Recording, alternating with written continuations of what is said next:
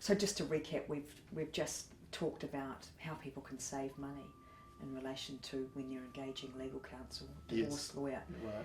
And I know there are a number of situations that people find themselves having family businesses where there's a large amount of money at stake in terms of these businesses. Absolutely. So how do they approach this with their divorce?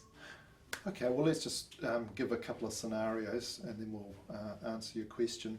So there may be, in farming businesses, typically there may be parents and a couple of children with their spouses. Each of them may have trusts, and those 3 trusts may then be in a partnership themselves, owning a farming business. So you'll appreciate just with that scenario alone, things can get complicated.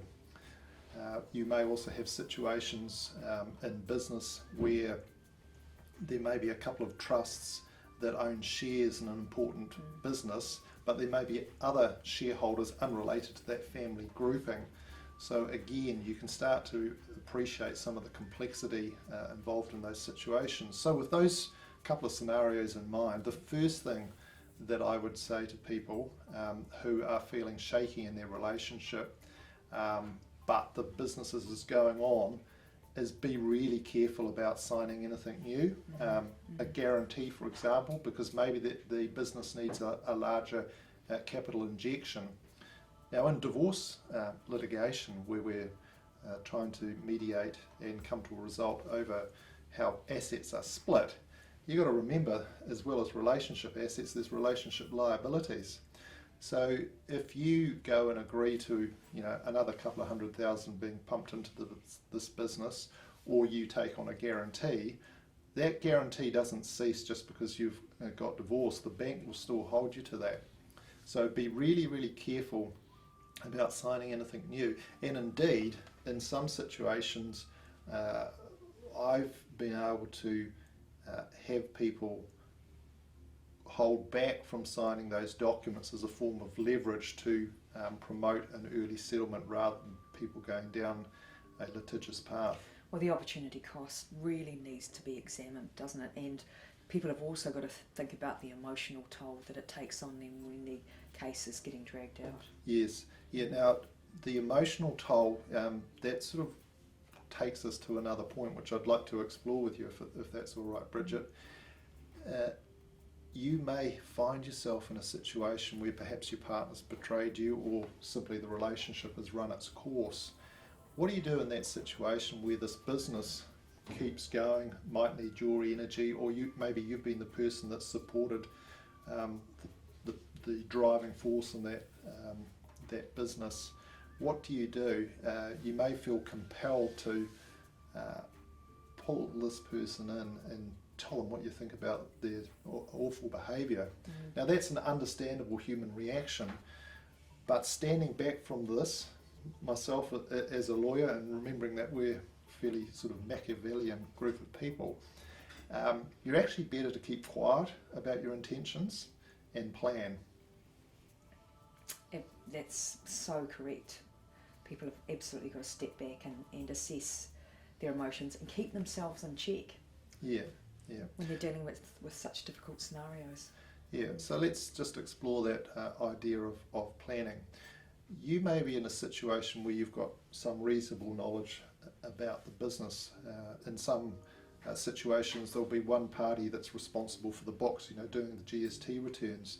Now, those GST returns will actually have quite valuable information in them that will give you an insight as to, well, what customers of this business are doing really well, what are the valuable contracts that this business has. Now, I'm not obviously suggesting anyone should be obtaining documents unlawfully to which they're not entitled, but if you are a shareholder or a director, even if you're a director that actually isn't involved in any of the management of the company or the company's concerned, if you've got that title of director under the Companies Act, and indeed just as a shareholder, you have an entitlement to quite a lot of documents that may be valuable to you. You're placing a lot of emphasis on collecting financial information together. Yes. Why is that so important? Okay, well, information is key, and it's through that information that you can get a true picture of what the extent of the relationship property pool is. Now, typically in these situations where people have started warring with one another, the person that has the day-to-day operation and control of the business will start coming up with arguments to say, well, actually these shares here or this partnership asset here, that is not part of the relationship property pool. Now, unless you have the information to show the history of how that business was started, you cannot have your lawyer effectively advocate for you to get your fair share. So for example, when I talk about understanding the history of the business, it may be that the shares are only held in the name of one party, and they say, well, that's my separate property. But if you can show, for example, that when this business was started, the matrimonial home was used as security for the funding to get that business started, which the shares are only held in the name of one party, that nevertheless could well be relationship property. Now, Bridget, there's a second reason why you want to try and gather this information in for your lawyer, is that once you've shown your hand that you intend to get divorced and you want to have a relationship property settlement, suddenly you may find your access to that key information, you're locked out of it. Now, you may be legally entitled to that information, but the reality is that when people get into litigation, they can probably show their worst sides of their character and be uncooperative.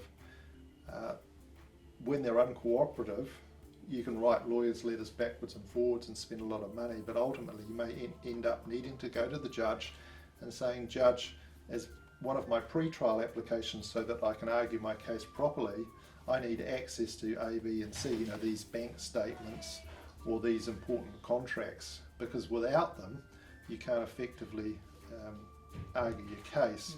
Those types of applications, Bridget, would you believe it, can cost you $20,000 to $30,000. More, I can quite believe it.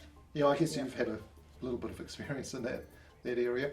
And it's not only the cost, Bridget, the 30,000 or whatever, but it may set you back 6 months because the court has a lot of delays. You've effectively got to go into a queue and there's uncertainty over that.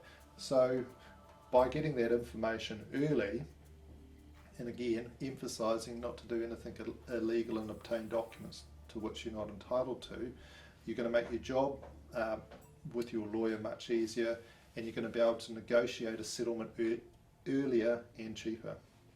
Kalev, there seems to be a lot of complex financial information that needs to be sought and obtained by people who are going through divorce and separation. Why is this so important? Okay, so it's important because you need to have that information analysed. Now, most relationship property lawyers dealing in businesses will be able to read a set of financial accounts, but their expertise only goes to a certain level. You'll recall, Bridget, in an earlier video we talked about the importance of putting together your team. A key player in that team is a really good forensic accountant. So there are a number of people that specialise in analysing financial statements and be able to provide the lawyer with arguments as to why this particular business actually falls into the relationship property pool, and that they will also be very helpful for valuing businesses. So I certainly recommend that when you're about to go down this path that you engage a forensic accountant early, because there's only a few of them in Auckland or Wellington and Christchurch, and ideally you want to get the best. Now, one clever trick is to actually approach two. So you find out who the two best people are, and you might interview them to decide on who's your best person. Just like you do with your legal counsel, potential legal counsel. That's right. Now, the reason that you do that is when it comes to your battle of your gladiators, it's not just your lawyer, but your forensic accountant. So if you've actually interviewed and disclosed information that's confidential to two people, even if you only hire one, that other person that you've interviewed probably cannot be used. So there's a sort of a top tip. I know it's a little bit Machiavellian, but some of this is art of war and thinking smart. Thanks, Kalev, for the great tips that you have given us all today. They're really insightful and given everyone who's thinking about going through divorce and separation, or who are going through divorce and separation, lots to think about. So what is your top tip for people? Okay, well, it's maybe it's not necessarily a top tip, but I think, again, going back to the strategic approach, I spoke earlier about, you've got this burning desire to express yourself at how unhappy your relationship is, and damn it, we're getting divorced.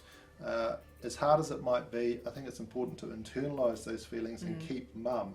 Do your planning. Only confide in your lawyer or your divorce coach. Keep off social media, because anything that's derogatory on social media can be used in any court proceeding, can't it? Absolutely, some of that's come in. So do your planning, gather the information, and then when you're ready, that's when you sort of engage your lawyer, and your lawyer can write that first letter. So mum's the word. Thanks, Carl. It's wonderful. Thank you.